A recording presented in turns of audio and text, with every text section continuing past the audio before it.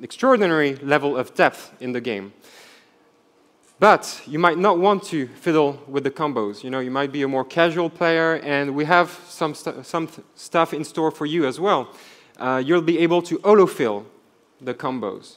But of course, if you invest some time in mastering the system, then the rewards will be much greater in terms of achievement, the presents you can buy, everything in the game.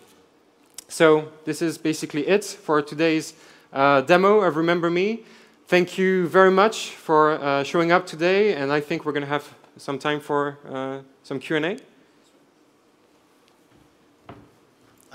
Okay, right, let's get the house lights up at the back, and then I will have minions, and they will scurry with microphones. Cool, they probably don't like it when I call them minions. Anyway, stick your hand up if you're interested in asking a question. One of the minions will find you. And yeah, if you stand up when you're asking your question, then sit down again afterwards. And who's the first one? Where am I looking? Okay. This guy in the center here. Go.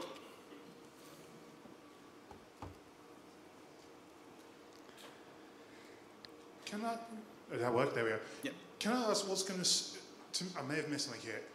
What's going to stop the player from completely breaking it? Because by the looks of the way things like the power and the chain system combined, looks like you can just like clear a room in seconds. So I may have missed it, but I just think that the difficulty would just fall off a cliff. Sure. Sure, that's absolutely right. I mean, that would be if you had all these presents, all these combos, and all the S presents from the start, which you don't at all. All of these are unlocked, you know, extremely progressively throughout the game. And just, you know, on this kind of same note, you're not going to spend that much time in the combo lab all the time. You know, the pacing of the combat would be really weird if that was the case. It's going to be, again, very much progressive. And, you know, you're going to start with 10 or 12 just presents with your 3 or 4 combos. And from there, we're going to be able to build up until 24 presents, 5 S presents. You won't start, you'll start with no S present at all. So, you know, again, every time we introduce a new enemy in the game, you know, you'll have some new stuff to do, some new presents and new S presents to face the situation. But this would probably be unlocked, what, level 7? This is like level 7 in the game, out of 9. Okay, we've got one over here. Actually, I'm curious, what were your inspirations for the sort of combat style that you've gone for, Jean-Max? The reference game is a tough one to play for a developer because you get hit over the head for having cited your references. We play everything that comes out, so we're influenced by, you know, everything that comes out. But the philosophy that we took, that Philip and I took in designing the combat system, was to really make, well, first of all, make an action-adventure game that had melee combat in it, which is not so often made, and then do a melee combat game that was actually more accessible to regular human beings like myself, and that you didn't need to learn 200 combos to master. So the idea is really to think of those 4 combos as, you know, your shotgun, your rifle, your sniper rifle, and maybe your more ubiquitous gun, and then adapt to each situation using each of these combos. And of course, there are more advanced strategies, but this is kind of the new angle we started to take to tackle combat from. Okay, and I think we've got a question over here on the right. Yeah, there you go. What you were just saying about combos and having to remember them, the thing I've always found is it's really difficult to remember a combo, particularly if you haven't played a game for a while, you want to go back to it. Is there a timing element in entering those combinations of X and Y, or is it you just could hit a single button and execute the pre-rendered? No. There is timing in that you need to, well, there is a timing, you need to press all the buttons, but the timing is extremely forgiving, and it's basically the same on all hits. So that's that's a very good question, because that's one of the key design decisions that we had to make in the beginning. Do we want to make timing vary, you know, depending on the move that you're performing? And no, it's always the same, so that you're focusing on enemy configuration in front of you and just strategy and combination of combos and S presents, dodges, finishing moves. That's all you have to think. And again, the inputs in the combos don't change. So you'll be learning those combos one step at a time from the very beginning. So, you know, you'll have plenty of time to learn them. Just one more quick question. Is there a reason you didn't put any of the essence into the first move part of the combo. So, You seem to have put in the improvements to the combos on each of the points as set for the first one. sorry, I'm not sure. When you're building the combos, you like put the different colors into the combo. The first one you always left blank. Is there a reason for that? Oh no, sorry, that was just for the demo. Yeah, you can do whatever you want with the combos. You can mix all the colors the way you want. You can do anything. All right, thank you. Okay, there is actually one down here, as I was trying to indicate. Mine, and there's one over here. Let's see which of you can get to the guy first. It is a race. And the winner is the guy on the right. How you doing? I wanted to know what kind of gameplay is in the game other than just fighting. We saw a very closed room there. When you get out of that room, are we Uncharted in our way around the level, or is it more Vanquish, or what? There's not really a great sense of what the game is other than fighting right here. Can you give us a clue? Or? Sure. So at its core, Remember Me is a third-person action-adventure game in which we're telling the story of Nilin, an elite memory hunter who has the power to break into your mind and steal your memories, or change your memories to change you and change the world. So that's the story we're telling, and we're basically a linear action-adventure game. Okay, so I'm not going to talk references again, but you see what I mean in the kind of two games that you mentioned. So you'll have combat, you'll have boss fights, you'll have platforming, you have chase sequences, but you also have very deep universe, you have a deep storyline. You're going to get puzzles, and you're going to get that super puzzle which we showed at Gamescom called the Memory Remix. The memory Remix being this unique ability and unique gameplay that we have in the game, whereby Nilin can basically dive into one of your memories and change one slight detail, like this, and then see how the butterfly effect consequences are going to pan out onto you as an individual and onto the game world. So that's the key, innovating concept in the game. But around that bone is the flesh of a third-person action-adventure. Cool. So the next question is this guy at the front.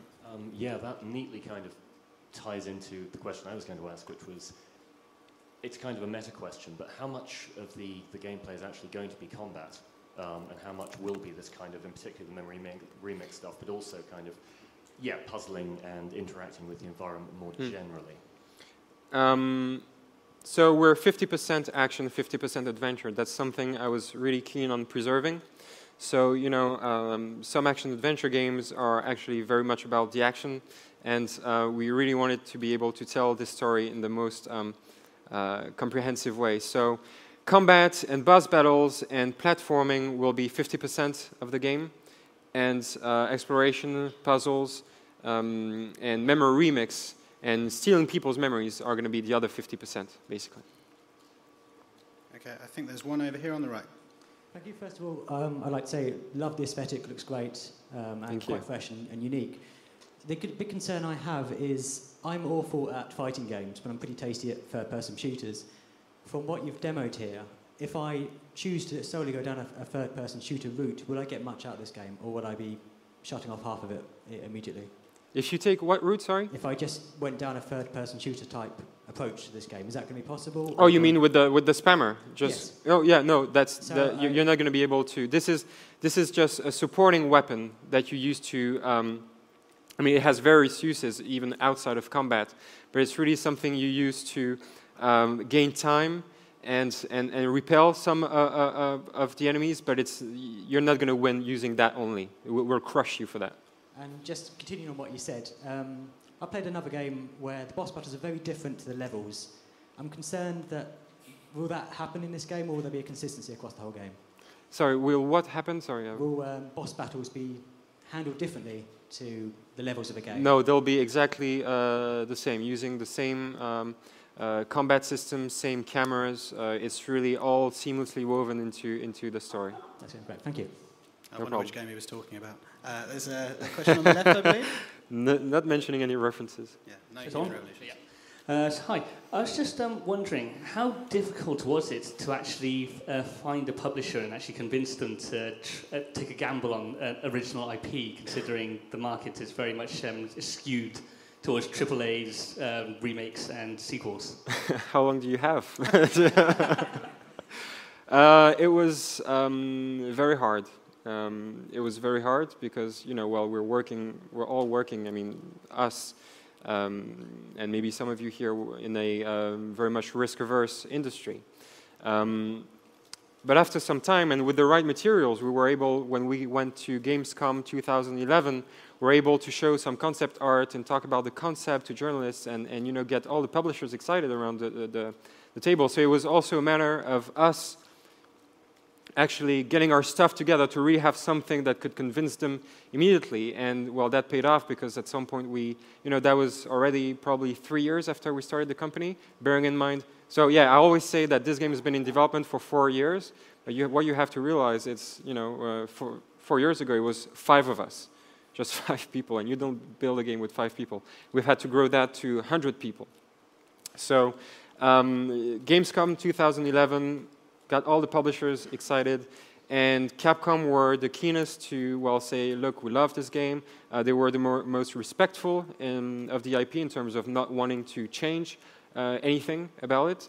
And you know, it was kind of a win-win situation because we were signing pretty late in the development cycle, which meant nothing, you know, it was getting hard to change anything, and they were also very much conscious of what the game was about. You know, they were not throwing money at something they didn't know at all. So it took time, but in the end, it was rather easy, and we're very happy to be working with Capcom.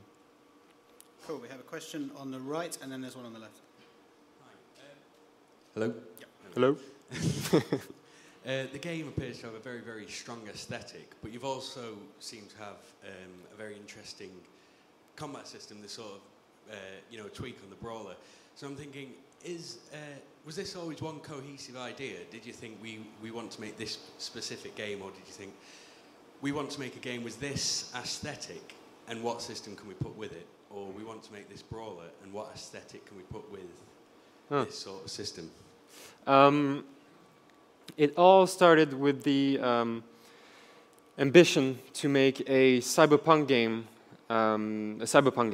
okay? And cyberpunk is about, you know, identifying a key technological trend in today's world and then extrapolating it into the future. And we didn't want to make a game about physical augmentation, this kind of cool technology. We wanted it to be about human intimacy and ultimately memories, which is why we chose to work on the kind of social network trend of today. You know, we're all today uploading entire bits of our lives, entire parts of our lives onto the internet, and we're not really paying attention to what's being done with that data. You know, some people in those companies, you know, they know who we are, where we are, who our friends are, our family, what we believe in, where we have studied, what our political convictions might be. So we wanted to ask questions about that, and the way we chose to do that was to tell a story about memories. You know, in 2084, where the game takes place, people have now all digitized their memories and they can share them over the network, so it's the ultimate next step in social networking. So that was the main idea, and then we built the flesh around that. You know, it was, we wanted it to be, so the key feature would be the memory remix. You know, that was settled for in the very first few weeks of development. But then, you know, I was very much conscious of the fact that if we only had crazy, innovative stuff like that, it would not be enough. So we needed really the kind of recipe to tie everything together. And that's where we decided to make really a strong third-person action adventure game with very well anchored codes, you know, the fighting and the boss fights and the platforming. And then when we tackled, so, you know, that's the way things work their way through. You know, it takes a lot of time to actually get all of this into place, and a lot of our ideas have gone down the tubes. But when we tackled the combat, we were like, okay, is she going to shoot? Is she going to fight? Okay, she's going to fight. And as I said, you know, which angle do we take for the fighting system? So in the end, you know, you never have the one idea. You know, one of our project managers, good friend, works at Naughty Dog, and he always says that, you know, your best idea you will encounter during production. So, you know, I always say, you know, if you haven't what's the word? Scratched your idea 100 times on your notebook. If people haven't, thrown it away 1,000 times, then it's not a good idea. And you need to take a lot of time to get to the result you have on the screen today. So that was a long answer. Sorry. Yeah, we have a question on the left, I believe. Hi. Here we go. I was just wondering, with the playstyle and some earlier footage where you're not allowed to fight, is this going to be a sort of game where you can choose how you go through the game, or is it sort of, at this point, you need to fight this way, or you have to go past them, you're not allowed to engage them at all? Or is it going to be multi? No, it's not multi. It's a linear, story-driven experience, which is a very, conscious, creative choice that we make in order to retain as much control and over the events and emotions that the player goes through. First and foremost, we're telling Nilin's story. We have stuff about, her unique power, the memory remix to say. We have ideas to convey to the players, and you basically have a lot more control over your story when you're going linear rather than multi. And this is, you have choose your battles when you're a developer, and we chose to focus on the story, hence the linear experience. Okay, and there's a question here in the center. Hi, I was very interested in the story about how you met with Capcom and without naming any names, unless you really want to, what is the kind of thing that publishers say that they want to change when you show them stuff like this? Well, again, how much time do you have? Many things. Publishers can, ultimately, they're your clients. So, you need to convince them that what you have is the right thing. So, and some of them are going to want to change or be more involved in the content creation than others. And we've had a lot of, it's been a great relationship with Capcom because they really respected it from the very beginning. But they could have said, well, Neo Paris, nah, France is so 1700, so make it Neo Shanghai, or because it worked very well in Deus Ex, or yeah, lead female character, nah, make it a space marine, and I'm joking, of course, but it can go that far. It could be change her name, it could be change her accent, change whatever. But this is not happening with Capcom. Although, of course, we have very interesting discussions about how to fine-tune the game and make it the best. But they're not taking a kind of destroying approach to it. Not at all. Okay, and there's another question down here in the center, I believe. Hiya. Do you want to stand up, sorry, just so you can see? Where are you? There. Just picking up on something you just said. Obviously, the image of women in games is something that's a bit of a buzz topic at the moment. When did you decide to go with a female lead? At the very beginning. It is... Again, we didn't want to be different just for the sake of being different, but we felt that to tell our story about amnesia and human memories, and a woman was just better. I've said in past interviews a very cliche thing, saying that women were more sensitive than men. That's not exactly the right way to put it, of course, but it was just a no-brainer. We didn't see ourselves telling that story with a male character. And there are no bad female characters. There are just bad characters when they're bad. So we've really worked a lot on identifying what really made a female character come to life, and that is basically a mix of attractive looks and most of all resonating character traits. So the attractive looks are definitely not there to work by themselves. So we're trying to make that work in every line of dialogue, every animation, every event that happens throughout the game. It's not easy, but we really believe that the market is mature enough to have strong lead female characters, and by strong I mean just that take a lot of space in the marketplace. I don't mean necessarily strong, although Nilin in our case is strong. It's 2012. Come on, we should have. It should be split, evenly.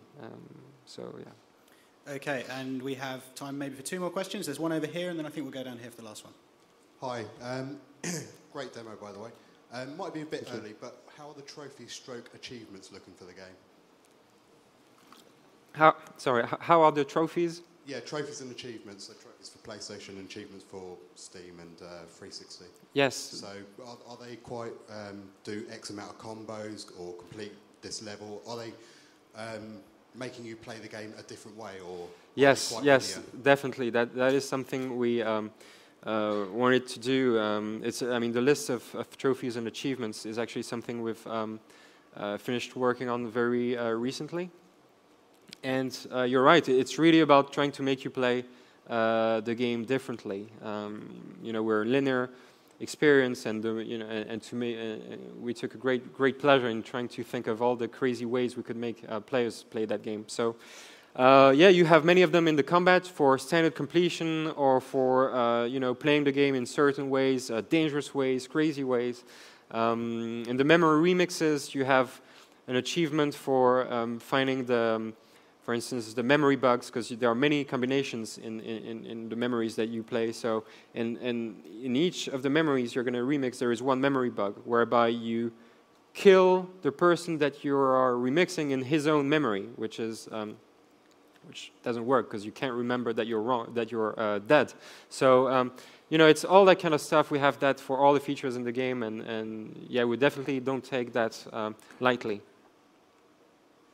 Okay, and for the last question, this gentleman here. Hi. Do you want to stand up just so that people can see? When the game was on first the chair, I believe it was called something else, and it was a PS3 exclusive. What made you change? Was that a decision by Capcom or yourselves, and why? Sure. So two things. One is we started working on what was then called Adrift 4 years ago, and we secured a deal with Sony back in 2010. And in 2011, they backed away for their own internal reasons. They had to kill a certain number of projects, and unfortunately, we were one of them. So we then spent 1 more year just refocusing, you know, on the game, and the game that don't not really wanted to create. And in the end, it really paid off, because this was just one step in us getting with Capcom and being here today on this stage at Eurogamer Expo. So, you know, very happy with that. And the title is something that came from Capcom. You know, it was a code name, Adrift, from the very first drinks we were having in Parisian bars, talking about having our own company. And we wanted to tell a story of the environment, the technology, the society, families going adrift. And ultimately, we focused on the technology, on memories, you know, going adrift. And we needed to change the name of the game, and ultimately it was Remember Me. And I really like this title because it's, you know, it's very, it's warm. You know, it asks you to come into its world. It's Nilin telling you, remember me as a character. It's her saying to herself, I need to remember me, myself. And it's also, you know, on a higher kind of level, it's also a way for us to say, in this age where we upload all our memories, everything onto the internet, you know, do we still remember who we are, remember ourselves? So I'm very happy with that title. Cool, that's about all we have time for, so it just remains me to say thank you very much to all of you for attending. Thank you to these guys. Thank you.